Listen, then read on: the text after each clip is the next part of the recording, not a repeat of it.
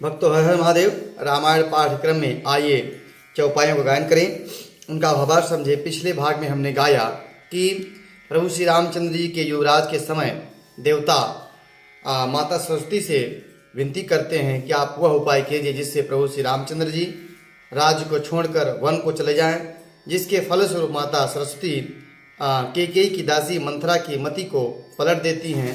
और जब वह नगर में हो रही सजावट और मंगलाचार को देखती है, सुनती है, तो उसे काफ़ी दुख होता है और वह भरत की माता कैकेयी के पास जाकर कहती है और अपना कष्ट सुनाती है।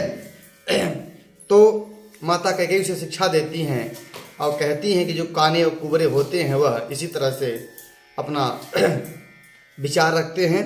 आगे उसे सांत्वना देने के लिए क्या कहती हैं, आइए उस हम चौपाई को गायन करें, उनका भावार्थ समझें। प्रिय बादिन सिख दीन हूँ तो ही सपने तो पर को पुन मोही सुदिन सुमंगल दायक सोई तोर कहा फुर जही दिन होई। और फिर इसके बाद प्रिय वचन कह के तुमने मुझको सीख दी है, मुझे तुम पर स्वप्न में भी क्रोध नहीं है। सुंदर मंगलदायक शुभ दिन वह होगा जिस दिन तुम्हारा कहना सत्य होगा, अर्थात जिस दिन राज तिलक होगा। इस तरह से माता कैकेयी कहती हैं कि हम स्वप्न में भी तुम्हारे ऊपर क्रोध नहीं करती हैं। जेठ स्वामी सेवक लघु भाई यह दिन कर कुल रीति सुहाई राम तुलक जो साचे काली देव माँ गुमन भावत आली। तब माता आगे गई कहती हैं कि बड़ा भाई स्वामी और छोटा भाई सेवक होता है, यह सूर्य वंश की सुहावनी रीति है। यदि सचमुच में प्रभु श्री रामचंद्र जी का सचमुच में श्री रामचंद्र जी का कल तिलक है तो हे सखी, तेरे मन में जो अच्छा लगे वह वस्तु मुझे मांग ले, मैं तुझे दूंगी। ऐसा माता कैकेयी कहती हैं। कौशल्या सम सब महतारी राम ही सहज सुभाय पियारी मोह पर करही शने हूँ विषेखी मैं करी प्रीति परीक्षा देखी। राम को सहज स्वभाव से सब माताएं कौशल्या के समान ही प्रिय हैं, मुझ पर तो वो विशेष प्रेम करते हैं और मैंने उनकी तो कई बार उनके प्रेम की परीक्षा करके भी देखी है। ऐसा माता कैकेयी कुंवरी से कहती हैं। जो विधि जन्म देई कर छोहु रो होहु राज सिय पूत पतोहु प्राण ते अधिक राम प्रिय मोरे तिनके तिलक क्षोभ कस तोरे। तब कहती हैं, विधाता कृपा करके जब जन्म दे तो श्री रामचंद्र जी पुत्र और पुत्र वधू के रूप में सीता हों, ऐसा वह कह रही हैं। श्री राम मुझे प्राणों से अधिक प्रिय हैं, तो उनके इस तिलक में तुम यह दुख क्यों व्यक्त कर रही हो, तुम्हें कष्ट किस बात का हो रहा है। ऐसा माता कैकेयी मंथरा से कहती हैं। भरत सपत तो ही सत्य कहूँ परिहरि कपट दुराव हरस समय विसमय करसी कारण मोहि सुनाओ। माता कैकेयी कहती हैं कि तुझे भरत की सौगंध है, सब छल कपट का त्याग करके यह बताओ कि तुम हर्ष के समय विषाद क्यों कर रही हो। तब मंत्रा कहती है, एक ही बार आस सब पूजी अब कहूँ कहव जीव करी दूजी हो रे जोगु कपारु अभागा भले कहत दुख रे लागा। मंत्रा ने कहा, सारी आशाएं तो एक ही बार में पूरी हो गई जब तुमने मुझे अब तो तुम दूसरी जीभ लगाकर कुछ कहूँगी। मेरा अभागा कपार तो फोड़ने ही योग्य है, जो अच्छी बात कहने पर भी आपको दुख होता है। इस प्रकार मंथरा ने कहा। कहीं झूठ फुरी बाती बनाई ते प्रिय तुम ही करुण मैं माई हमहु कहवी अब ठाकुर सोहाती नाहे तमोन रहब दिनु राती। जो सूची जो झूठी सच्ची बातें बनाकर कहते हैं, हे माई वे ही तुम्हें प्रिय हैं और मैं कड़वी लगती हूँ। मैं भी ठकु सुहाती कहा कहूँगी, नहीं तो दिन रात चुप रहूँगी। इस प्रकार मंथरा कैकेयी को उकसाने वाली बात कहती है। करी कुरूप विधि परवश कीन्हा, बवालो लुनिय लहिन जो दीन्हा। कौन पहोई हमें ही कहानी, चेरी छाण न होब किरानी। तब मंथरा और बातों को अपने आप को अधीर बनाकर सब शब्दों को व्यक्त करती है कि विधाता ने मुझे तो करूप पहले से ही बनाया है और जो बोया है वह सब काटती हूँ, दिया सो पाती हूँ। कोई राजा हो कोई रानी हो हमें क्या हानि है, दासी छोड़कर तो हमें रानी नहीं बनना, दासी तो दासी ही रहूँगी। इस प्रकार की बात मंथरा रानी कैकेयी को उकसाने के लिए, माता कैकेयी को उकसाने के लिए कहती है। जारे जोग सुभाव हमारा, अनभल देखी न जाई तुम्हारा। ताते कछुक बाती अनुसारी, क्षमिय देवी बड़ी चूक हमारी।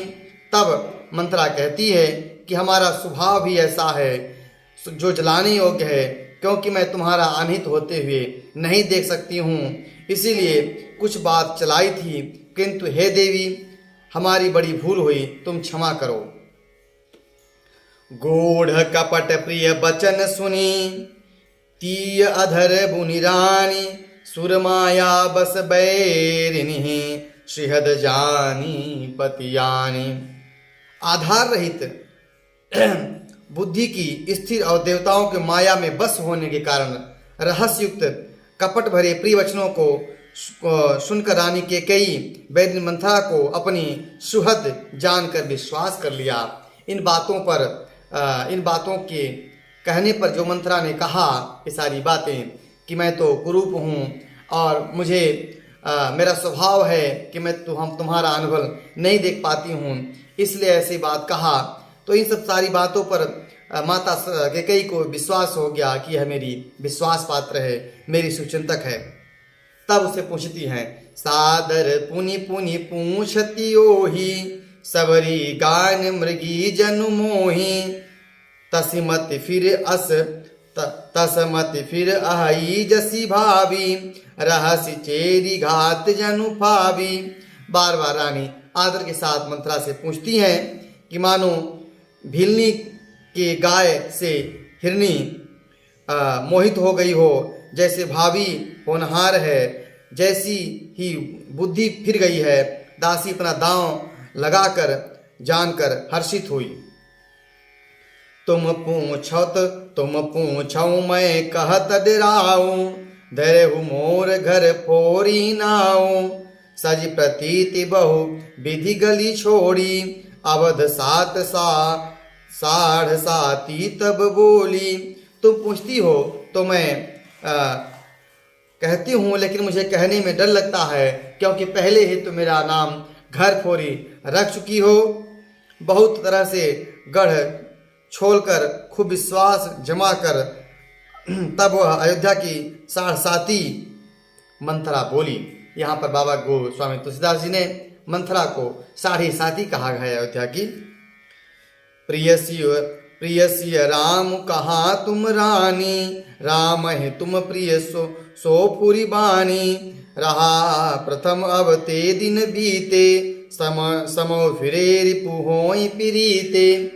अब मंथरा कहती है कि हे रानी, तुमने जो कहा कि तुम्हें सीताराम प्रिय हैं, राम को तुम प्रिय हो, सो यह बात सच्ची है, परंतु यह बात पहले की थी, अब वह दिन बीत गए। समय जाने पर शत्रु और मित्र शत्रु हो जाते हैं। यह जो बात मंथरा केवल कैकेयी को उकसाने के लिए कह रही है।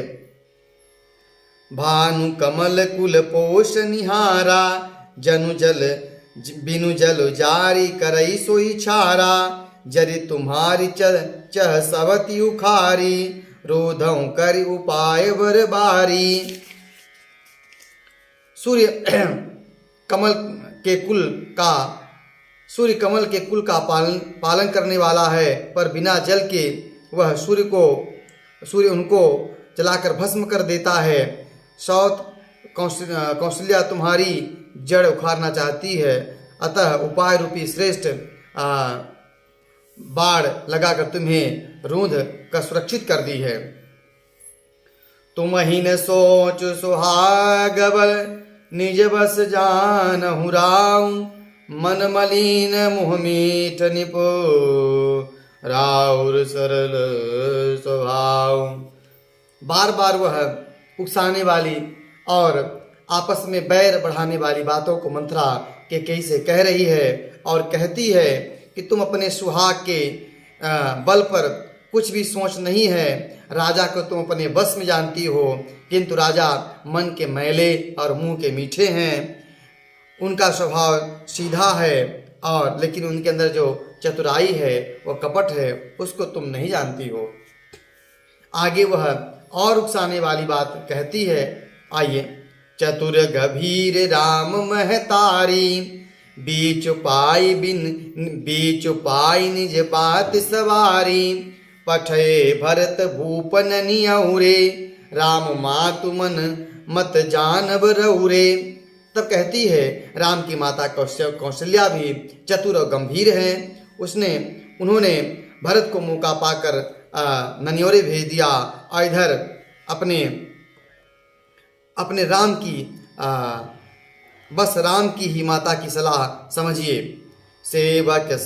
सेवहि सकल सवति मोहिनी के, गर्वित भरत मातु बल पी के, साल तुम्हारे कौशलहि माई, कपट चतुर नहीं होहि जनाई।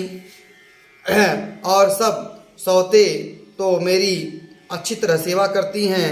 एक भरत की माँ पति के बल पर गर्वित रहती है, इसी से हे माई कौशल्या तुम बहुत ही साल खटक रही हो, किंतु वह कपट करने में चतुर हैं, अतः उनके हृदय के भाव जानने में नहीं आता है।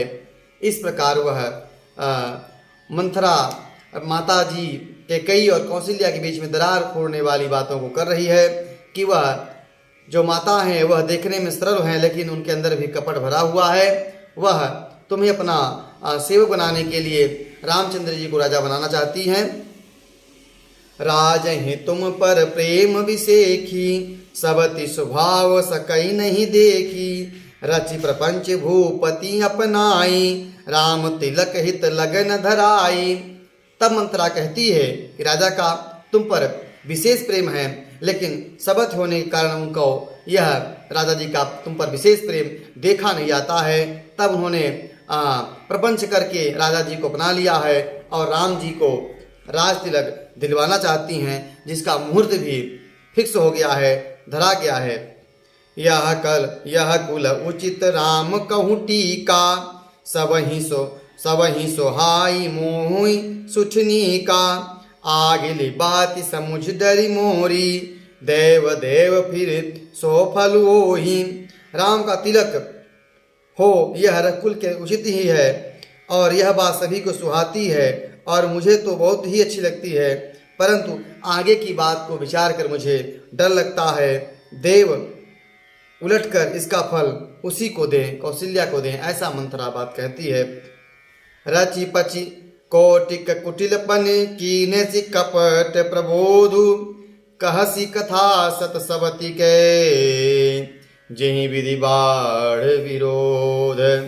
इस तरह करोड़ों कुटिलपन की कहानी बातें गढ़कर अपने से बनाकर माता कैकेयी को मंथरा सुनाती है, सबत की कहानियाँ सुनाती हैं, जितनी संसार में सबत को लेकर घटनाएं घटी हैं, जिससे माता कैकेयी और माता कौशल्या के बीच में विरोध बढ़ जाए।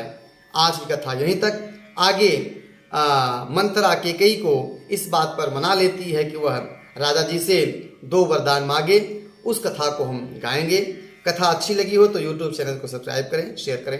हर हर